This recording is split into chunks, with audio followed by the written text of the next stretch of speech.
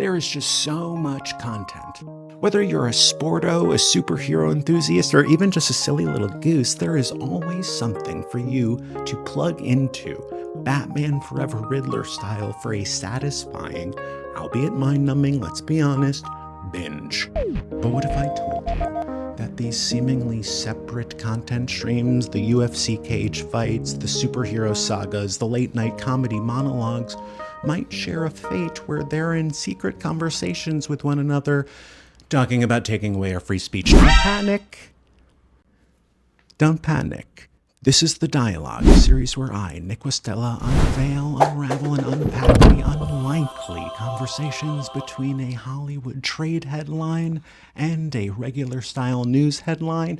And yes, in this instance, what that conversation might reveal for the future or lack thereof of our free speech. Don't panic. All right, the right amount of panic, but not enough panic to scroll. Just stick with me. Thank you so much. Our story begins cage side at UFC 314, obviously. And that's where we find, or rather, photographers find, David Ellison.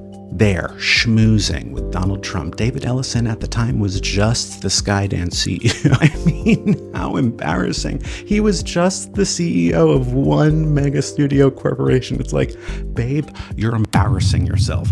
Get another company. And maybe that's the whole point, because in April, he was desperate to get his merger with Paramount and Skydance across the finish line. It was an $8.4 billion deal that had already been approved by the FEC, the European Commission. There's just one last holdout. Trump appointed FCC chairman Brendan Carr. Quick vibe check on Brendan. NPR has been defunded. PBS has been defunded. Colbert shows some sort of desperate irrelevance. Absolutely atrocious. Carr, as one of Trump's closest consiglieres, was giving the FCC silent treatment as an act of revenge. 6 months earlier, Trump had done this. The former president is now suing CBS over their 60 Minutes interview with Vice President Harris. In this lawsuit, Trump alleges the interview, which aired early October, was, quote, doctored and misleading. The suit demands a jury trial and at least $10 billion in damages. CBS responded to the allegation, stating that the claim against 60 Minutes is false. Trump and Carr weren't just going to let Paramount, CBS bigwigs earn big bucks. No, they were going to do the new American pastime, as is Trump's way, of making an entity or person grovel for him until he got his way. That is our America. That is apple pie and my mama's lasagna in a cornfield with my best gal. The Statue of Liberty is my wife. But David didn't stand in the way of that. He just wanted Paramount to be his. So when we think of Ellison and Trump finding each other at UFC 314, David, desperate for that sweet FCC stamp of approval, Trump as bitter and as emboldened as ever to take over the media. We can think of it kind of like Tony and Maria in West Side Story. These are two kindred souls searching for something that they find in each other. It's beautiful.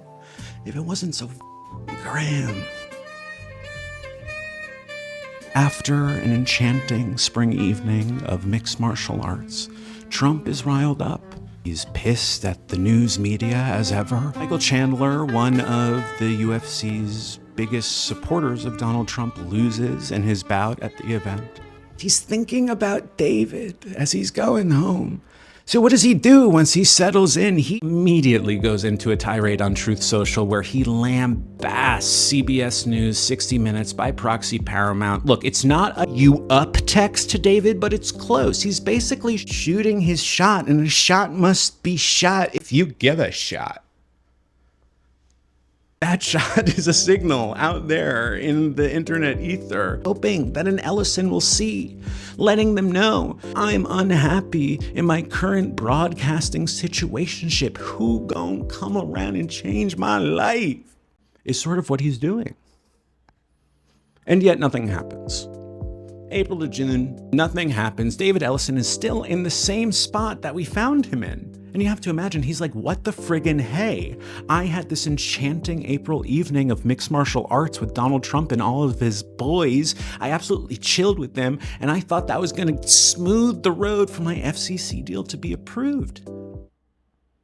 And yet nothing. But still, UFC remains a hotbed for these sort of right-wing soirees and merger meet cutes. Later in June at UFC 316, Trump and David Ellison encounter once more, although this time emotions are heightened.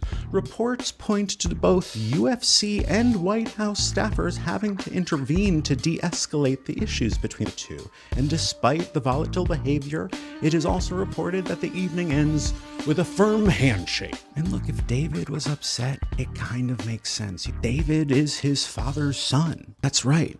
David's daddy, Larry Ellison, is key to understanding all of these connections. Larry Ellison, net worth $234 billion, recently surpassed Elon Musk as the richest person on planet Earth. That also means that he surpassed Elon Musk in Donald Trump's mind as like the coolest guy.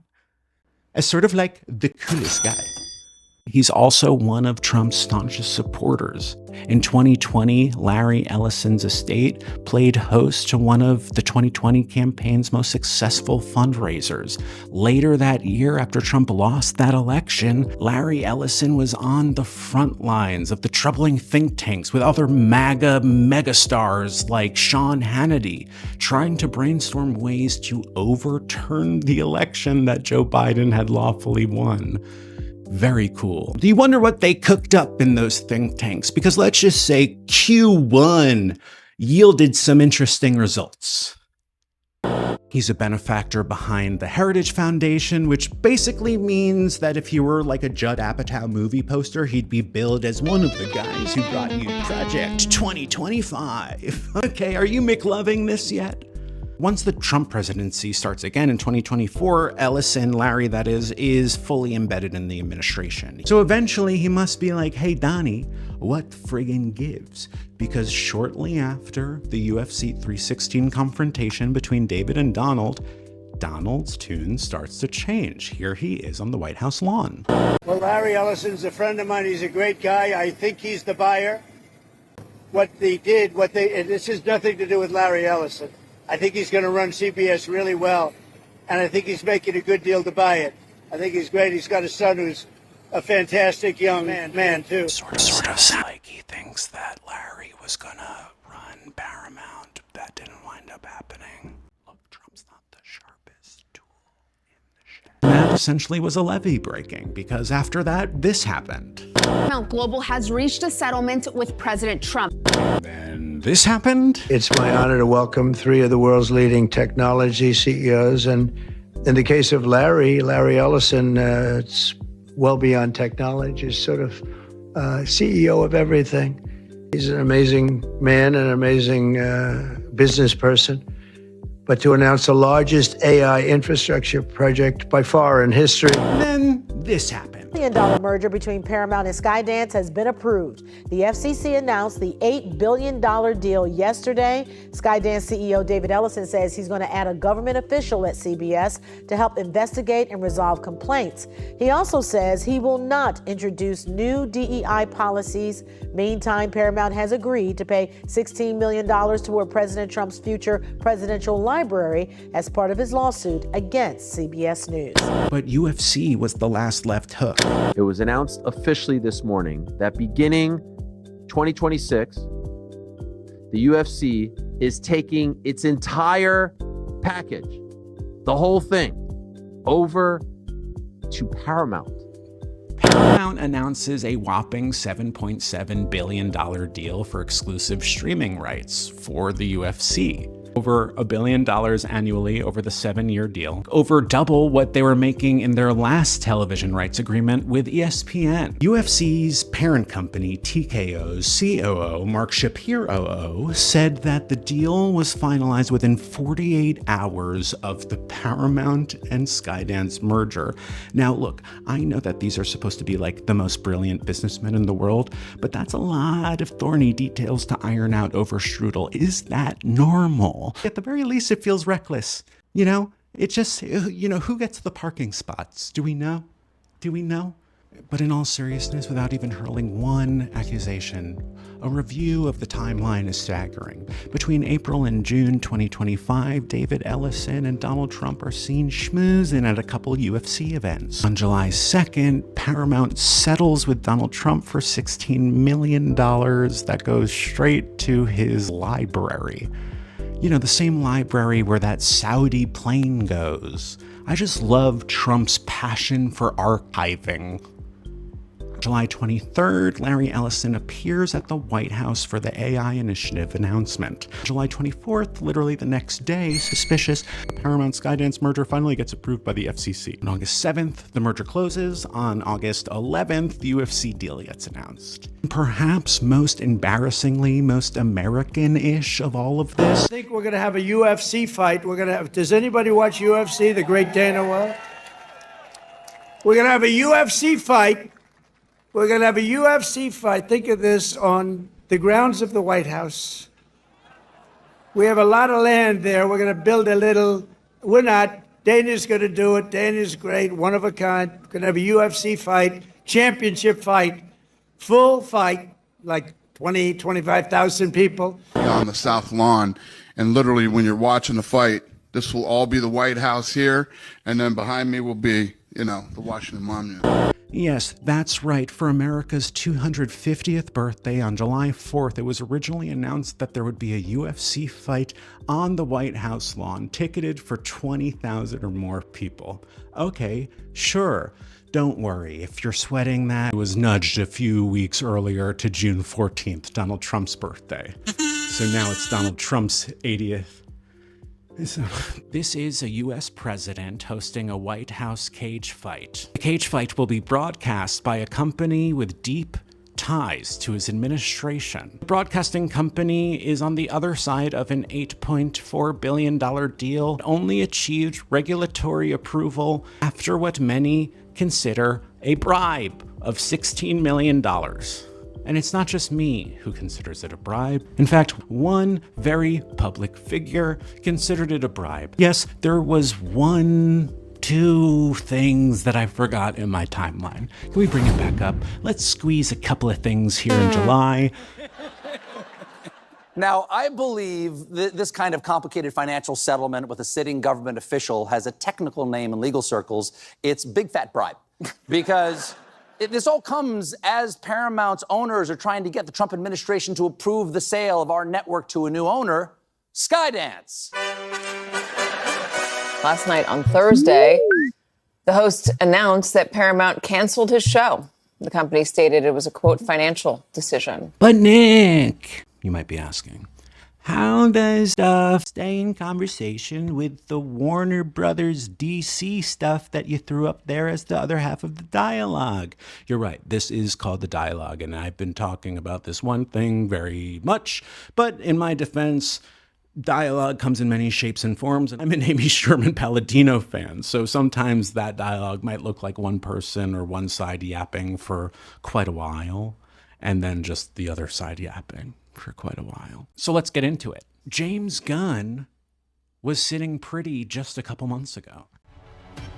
We're just getting started, and we're already deep in the DC universe. In James Gunn we trust, and I think we can do it. Despite Superman being considered by both fans and detractors alike as an anti-Israel allegory, Gunn denied the inspiration. And fair enough, but his political ideology and his punching up at the man can't be denied in his DC follow-up, Peacemaker Season 2. That series of episodes literally sees a neo-Nazi takeover of America, swastikas lining political institutions, and yes, although it takes place in an alternate universe, literally a queer woman of color says this when visiting it. The sad part is, I'm not so sure this Nazi world is as different from our own world as we wish it was. Damn straight. So yeah, a little less room for doubt. James Gunn's boss, David Zaslav, just put WBD up for sale. In fact, the Warner Brothers Discovery sale is news that derailed many versions of this video as news continued to come out. I really was struggling with this one. It's all for the best because now this is less speculative. Instead of me saying, what if Paramount buys Warner Brothers Discovery, we can now refer to reports that they are the favorite bidder for Warner Brothers and that Warner Brothers is legitimately up for sale. And here's the deal, if Ellison's Paramount winds up with ownership of WBD and all of its assets, that's the puppet strings wrapped around one finger. And those are puppet strings that include CBS, CBS News, CNN, HBO, Comedy Central, and more. And that means all it takes is one snip of the scissors to cut all those voices. And many of these networks don't just home any voice. We're talking about the voices that shout at the Boy King, right? We're talking about the hands that hold up the mirror to our culture. Once Colbert was canceled, it took 24 hours for Trump's cronies to approve the FCC, 48 hours allegedly for Trump's cronies in the UFC and Paramount to strike a $7.7 billion deal. By the way, includes its co-president, Dana White, who is such close friends with Donald Trump that he introduced him at the Republican National Convention. We only need to look at this massive output in this truncated amount of time that these folks have achieved to start sweating. And James Gunn is sweating. Significantly further than Man of Tomorrow. Okay. So now, you know, whether or not that'll be me that's able to fulfill that promise depends on a lot of things in life. If Gunn's new boss is David Ellison, let's not forget that David Ellison is his daddy's boy. And David Ellison might not care about those claims that Superman had nothing to do with Israel. And he might really care about the overt themes in something like Peacemaker. It's all madness. And with this much zaniness, it's hard not to harken back to a DC story. And no, not a Washington, D.C. story. And no, not a DCU story by James Gunn. I am talking an old school DC story. The aforementioned Batman Forever. I'm thinking of the Riddler again. And his 3D TV box gizmo. The Riddler in that movie didn't need to siege the city to take it over. In order for the Riddler's master plan to work, he just needed Gotham to tune in. So let me ask you again, if David Ellison was to add Warner Brothers Discovery on top of his Paramount treasure chest, if he added HBO, BET, Nickelodeon, DC Comics, if all of the neon green brainwaves from our mind to the television go back to David Ellison and go back to Donald Trump, is the binge still satisfying?